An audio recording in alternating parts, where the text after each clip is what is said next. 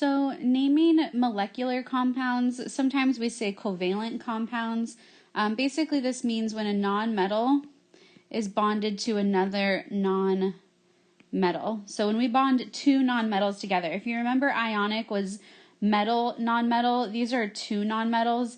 And then just as a reminder, these are our nonmetals. So we don't really need the periodic table to do what we're going to do. I mean, I guess you do for names and stuff, but there's like a staircase. Whoopsie, that moved. There we go. There's like a staircase that goes right here. And so everything on this side of the staircase here is considered a nonmetal. So when any of these two things are bonded together, so you see in our first one we have carbon and oxygen. In our first example right here, we have carbon and oxygen. So carbon is here and oxygen is here. Therefore, they're two nonmetals, which is how we know to name them using the method for molecular compounds. So we name these using prefixes. So the prefix for one is mono. So this is the only one that has a special rule. And the rule is that you can't use the prefix mono on the first element in the series. So that means in this example, we can't use mono on carbon. If you have one carbon, you just name it as its element. So we would call this carbon, but you can use mono on the second element. So we will use it on oxygen. So this becomes carbon monoxide. We still change the ending to IDE.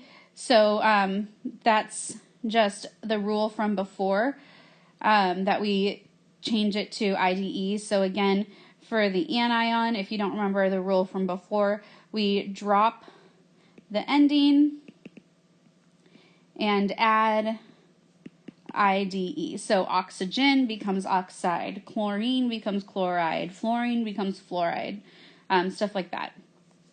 Okay, so 2. The prefix for 2 is di, di. Oh, I know what I wanted to mention. Sorry, going back to mono, it ends in O and then oxygen starts in O, but notice we only put one O there. When you have like an O and an A next to each other, or you have like the O and the I next to each other, or an O and an O next to each other, you just drop the last letter on the prefix. So you don't have like double O's. Okay, so for 2, we use di. You can use it on the first element and the second element. All the rest of these you can. Mono is the only one with that special rule. So we have 1 carbon. So again, we can't use mono on the first one. So it's just going to be carbon. And then I have 2 oxygen here. That 2 means I have 2 oxygen. So I have dioxide. The prefix for 3 is tri.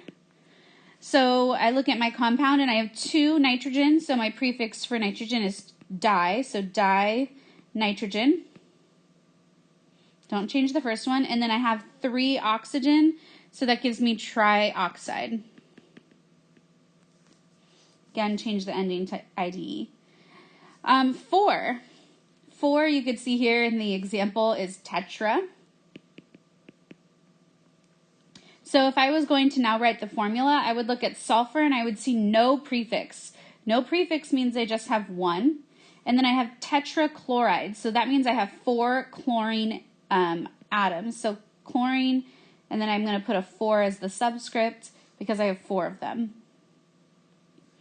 5, you guessed it, we have penta. So again, writing the formula, sulfur doesn't have a prefix, so I'm just going to write S. And then chlorine, I have the word pentachloride, so that means 5 chlorine. 6 is hexa. So looking at my formula, I have carbon. Since there's no prefix, it's 1. And then hexabromide. So bromine is bromine, which is Br. And then I have 6 of them, so Br6. 7 is hepta.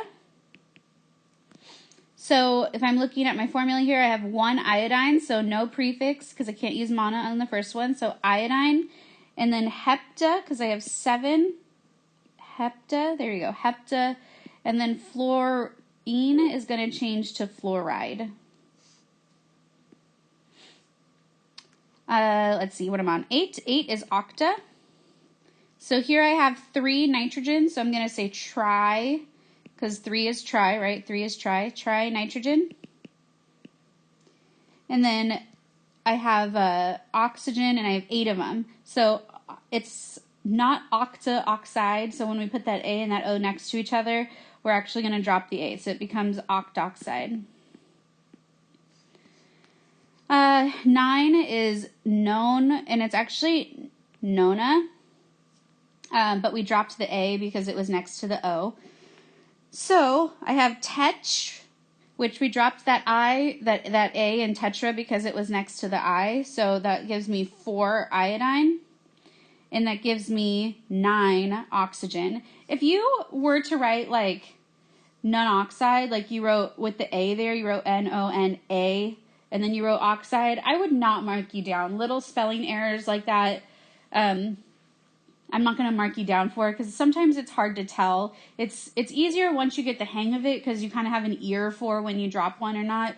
But sometimes it's hard to tell if you're going to drop one. So if you put like tetraiodide, like if you left the A here and didn't put tetraiodide, I wouldn't mark you down for that. Last 10 is deca. So looking at my my name here, I have disulfur. So sulfur is S, and then di means I have 2, and then deca fluoride. So fluorine is F, and then deca is 10. And that's it. So now you're going to head over to your weekly doc, and you're going to complete the molecular or covalent naming. Again, molecular could be called covalent too, but regardless, it's non-metal, non-metal. And you're going to use these 10 prefix words. You can have this up if you want a screenshot right now. That's probably a good idea if you didn't take notes on the document that was posted. If you did take notes, you just want to have that up so you can reference back. By the end of doing the examples, you will probably have memorized all 10 of these, which is great. If not, you probably want to take a little bit of time committing them to memory, because it's just going to make your work go faster if you don't have to look them up every time. But that's it. Please let me know if you guys have any questions.